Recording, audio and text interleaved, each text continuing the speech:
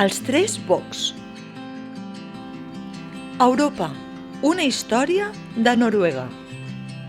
Un matí, tres bocs s'enfilaven pel vessant d'una muntanya, a la recerca d'un bon esmorzar, quan de sobte el vent els va portar una olor d'herba deliciosa que creixia en un parat d'allà a prop. El boc petit va començar a pujar pel pendent, tan de pressa com li permetien les potes. Per arribar al prat d'aquella herba tan verda, havien de travessar un riu molt profund. L'única manera d'arribar a l'altra riba era passar per un pont de fusta mig trencat. El problema era que sota del pont hi havia un trol gros i lleig amb uns ulls enormes i un nas llarguíssim. El boc petit va començar a caminar, trip, trap, pel pont desballestat. A mig camí va sentir un rugit horrible. «Qui és que s'atreveix a passar pel pont?», va cridar el trol. El boc petit va tremolar. «Soc jo, el boc petit», va respondre el boc, «que vaig a menjar-me l'herba verda del prat».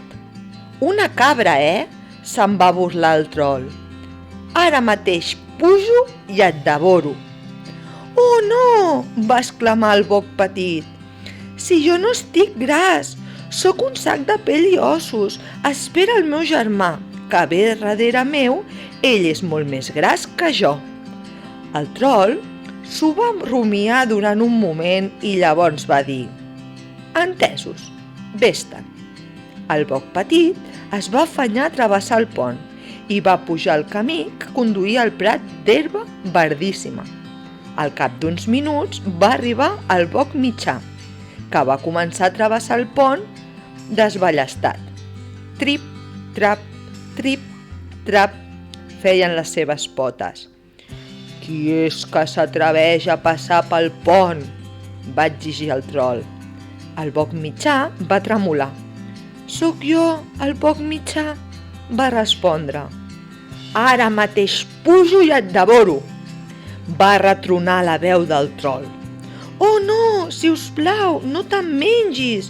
Si ho fas, et quedaràs amb gana. Ara ve el meu germà gran, que és molt més gras que jo». El trol s'ho va rumiar durant uns segons i després va dir: «Entesos, vés-te'n». El boc mitjà va passar el pont corrents i va enfilar el camí que duia al prat d'aquella herba tan verda.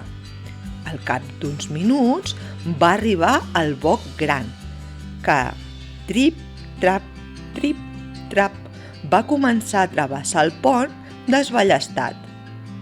«Qui és que s'atreveix a passar pel pont?», va preguntar el trol.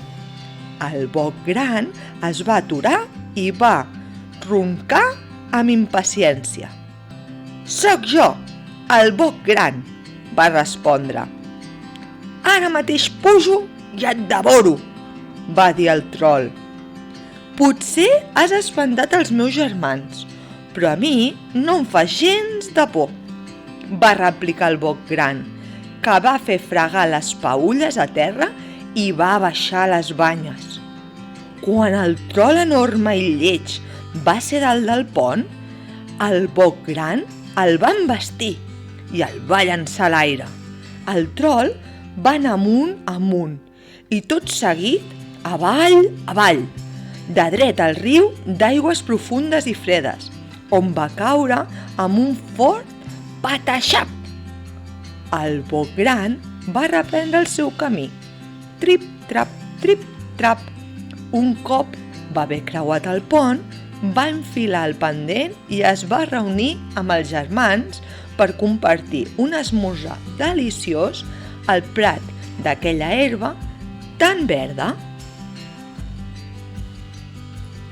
Vocabulari del conte: boc, trol, peülles. Boc, el mascle de la cabra. Els bocs tenen molt de pèl i fan una olor forta. Trol, ésser verd de la mitologia escandinava que habita els boscos o grutes. Paulles, coberta dura que protegeix els dits d'alguns animals, com ara el porc, la cabra o el cavall, i que aguanta tot el pes del cos.